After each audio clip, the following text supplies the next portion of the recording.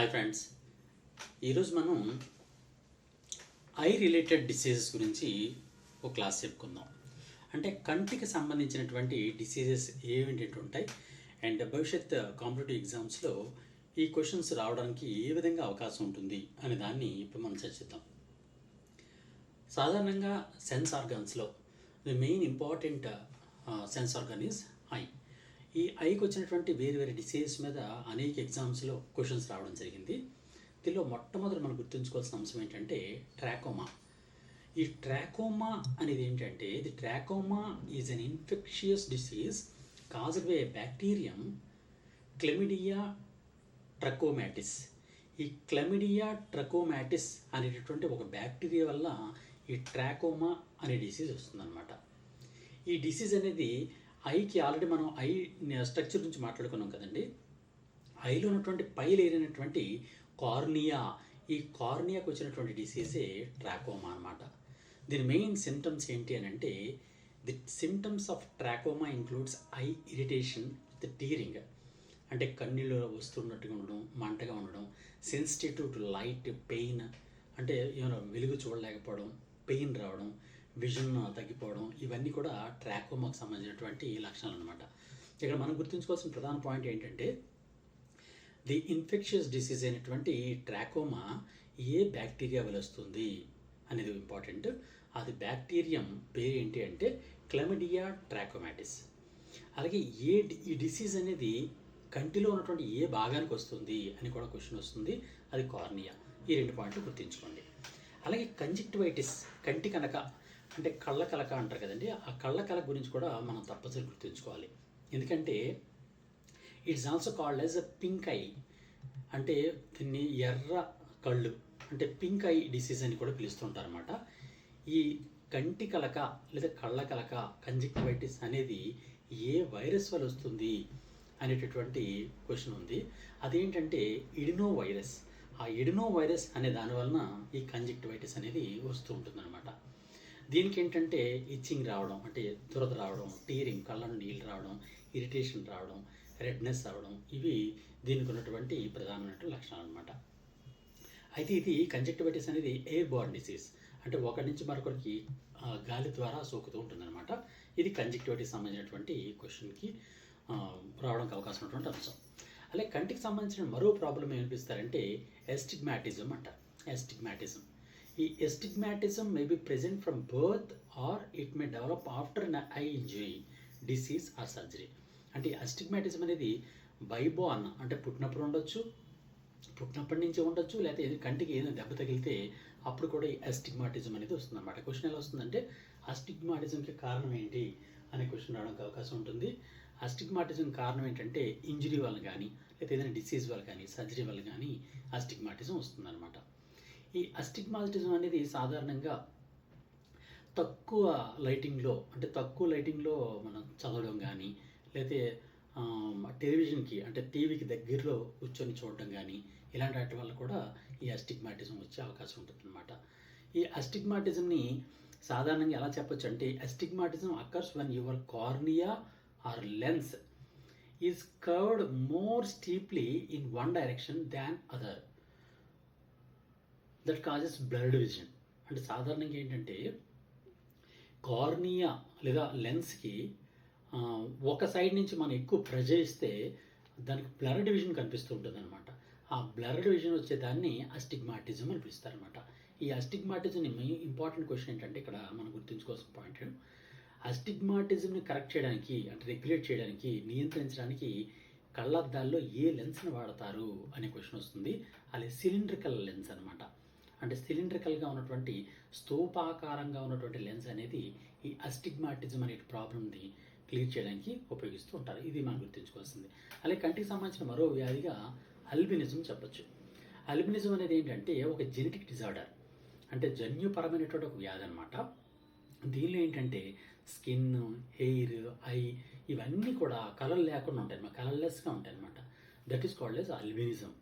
ఈ అల్బినిజంని ఎట్టి పరిస్థితుల్లో కూడా క్యూర్ చేయలేము. ఎందువల్లంటే any genetic disease doesn't have any medicine. అంటే జెనెటిక్ డిసీజ్ దేనికి కూడా మెడిసిన్ ఉండదు. అంతేకాకుండా albinism is also associated with vision problems also. ఈ అల్బినిజం ఉన్న వాళ్ళు ఉన్నారు కదండి, అల్బినిజం అంటే తెల్లగా ఉన్నటువంటి వ్యక్తులు, కలర్లెస్గా ఉన్నటువంటి వ్యక్తుల్ని అల్బినోస్ అంటారు. ఆ అల్బినిజం ఉన్న వాళ్ళకి విజన్ ప్రాబ్లమ్స్ కూడా ఎక్కువ వచ్చే అవకాశం ఉంటుందన్నమాట. ఇక్కడ మనం గుర్తుంచుకోవాల్సిన అంశం ఏంటంటే అల్బినిజం అనే దానికి కారణం ఏంటి అంటే జన్యుపరమైన సమస్య. ఇది మనం గుర్తుంచుకోవాలి. అలాగే నెక్స్ట్, కళ్ళు సరిగ్గా పనిచేయడం దగ్గర కొన్ని మెయిన్ డిసీజెస్ వస్తూ ఉంటాయండి. ఆ డిసీజ్లో ఫస్ట్ ఏంటంటే మయోపియా లేదా దాన్ని షార్ట్ సైటెడ్నెస్ అని పిలుస్తుంటారు. ఈ మయోపియా లేదా nearsightedness is a common vision condition in which you can see objects near to you clearly but cannot see the objects of longer distance. ఇక్కడ మనకి ఏంటంటే దగ్గరలో ఉన్న వస్తువుల్ని క్లియర్గా చూడగలం, కానీ దూరంగా వస్తువుల్ని మాత్రం మనం చూడలేము అనమాట. ఈ విధంగా ఇక్కడ క్వశ్చన్ ఎలా వస్తుందంటే, దగ్గరలో ఉన్నటువంటి వస్తువుల్ని చూడగలుగుతూ దూరంగా ఉన్న వస్తువుల్ని సరిగా చూడలేకపోయేటటువంటి వ్యాధిని ఏమని పిలుస్తారు అంటాడు. దాని పేరే మయోపియా లేదా షార్ట్ సైటెడ్నెస్. తెలుగులో కూడా మయోపియా అనే పిలుస్తారనమాట. ఇక్కడ మనం గుర్తుంచుకోవాల్సిన మరో పాయింట్ ఏంటంటే, ఈ మయోపియాని అరికట్టడం కోసం, నియంత్రించడం కోసమని ఒక లెన్స్ ఉపయోగిస్తారు. ఆ లెన్స్ ఏంటి అంటే కాన్కేవ్ లెన్స్. ఈ కాన్కేవ్ లెన్స్ని సాధారణంగా మనకు వినియోగిస్తూ ఉంటారనమాట. ఈ విధంగా మనం గుర్తుంచుకోవాలి. అంటే మయోపియన్ కరెక్ట్ చేయడానికి ఉపయోగించే లెన్స్ పేరు ఏం పేరండి? Concave lens. అలాగే it occurs when the shape of your eye causes light rays to bend incorrectly, focusing images in front of your retina instead of on your retina. సాధారణంగా ఇక్కడ మీకు ఒక పాయింట్ చెప్తాను చూడండి. ఇక్కడ మీకు డయాగ్రామ్లో చూపిస్తున్నట్టుగా నార్మల్ విజన్లో ఆ రే చూడండి ఎక్కడ పడుతుందో రెటీనా మీద పడుతుంది. డైరెక్ట్గా ఇక్కడ మీకు చూపిస్తున్నాను చూడండి. ఇక్కడ రెటీనా మీద పడుతుంది. రెటీనా మీద పడుతుంది కాబట్టి మనకు ఈ ఐ మీద పడినటువంటి, ఈ రెటీనా పడినటువంటి ఆ పిక్చర్ని మన ఆప్టిక్ నెర్వ్ అనేది గుర్తించి దాని మెదడుకి సర్వ్ చేయగలుగుతూ ఉంటుంది. కానీ మయోపియాలో ఏం జరుగుతుందంటే ఈ రెటీనా కన్నా ముందునే ఆ డయాగ్రామ్ పడిపోతూ ఉంటుంది, పిక్ పడిపోతూ ఉంటుంది. అందువల్ల దాన్ని రెటీనా గుర్తించలేదన్నమాట. అటువంటి సమస్యని మనం మయోపియా అని పిలుస్తారు.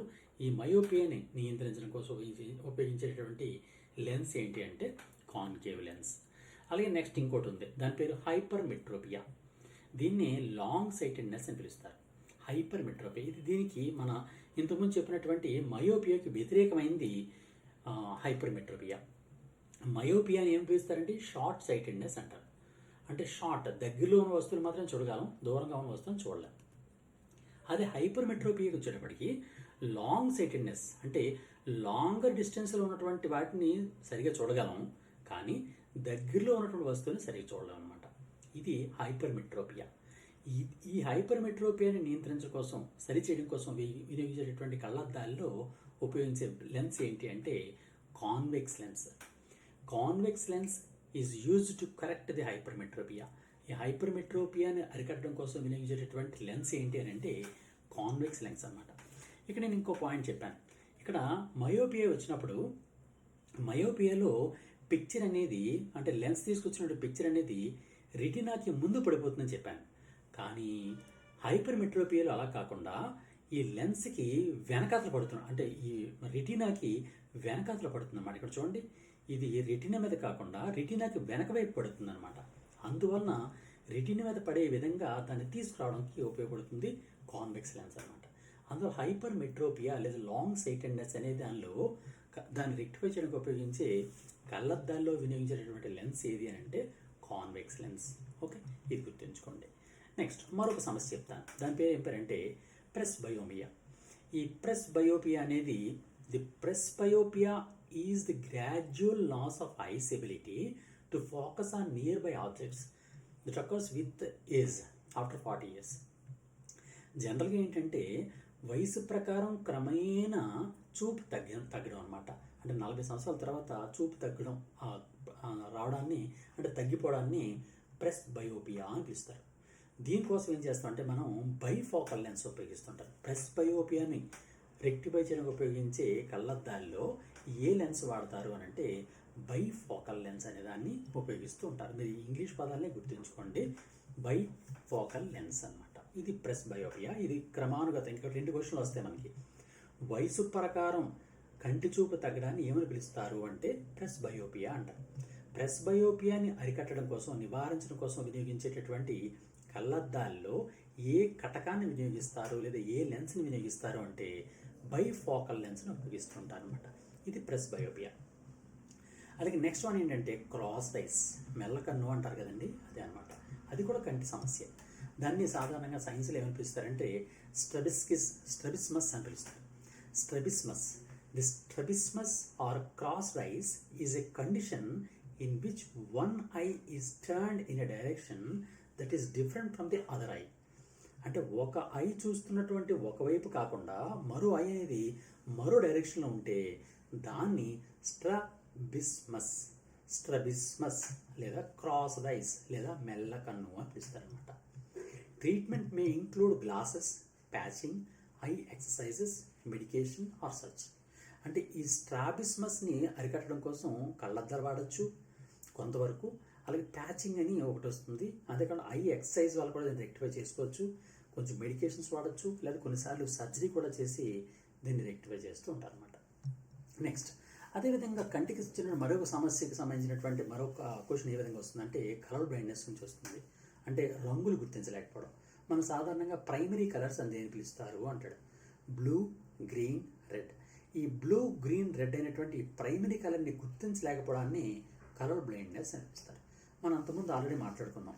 సాధారణంగా కంటి లోపల రెటినాలో 2 రకాల కణాలు ఉంటాయి. ఒకటి కోన్ సెల్స్, ఇంకోటి రాడ్ సెల్స్. కోన్ సెల్స్ అనేవి సరిగా పనిచేస్తే మన కలర్ అనేది సరిగా గుర్తించగలుగుతాం. ఎందువల్లంటే cone cells are mainly responsible for the identification of the colour. కలర్ను గుర్తించడానికి ఉపయోగించేటటువంటి కణాలే కోన్ సెల్స్ అన్నమాట. ఆ కోన్ సెల్స్ సరిగా పనిచేయకపోతే మనకు కలర్ బ్లైండ్నెస్ వస్తుందన్నమాట. అంటే రంగులు గుర్తించలేమన్నమాట. ఈ విధంగా కలర్ బ్లైండ్నెస్ గురించి మనం మాట్లాడుకోవచ్చు. దీనికి causes what are the main causes for the colour blindness అని చూస్తే damage cause to the brain కానీ, లేదా ఐ కానీ, లేదా నర్వ్ సెల్స్ కానీ, జెనెటిక్ డిజార్డర్స్ వల్ల కూడా వస్తూ ఉంటుంది. అంతేకాదు కొన్ని సైడ్ ఎఫెక్ట్స్, డ్రగ్స్ యొక్క సైడ్ ఎఫెక్ట్స్ వల్ల వస్తుంది, లేదా టొబాకో, ఆల్కహాల్ వినియోగించడం వల్ల కూడా ఈ కలర్ బ్లైండ్నెస్ ఒక్కొక్కసారి వస్తుందన్నమాట. ఇది ఈ విధంగా కలర్ బ్లైండ్నెస్ అనేది డిసీజ్ గురించి క్వశ్చన్ రావడానికి అవకాశం ఉంది. అలాగే మరొక ఇంపార్టెంట్ పాయింట్ ఏంటంటే క్యాట్రాక్ట్.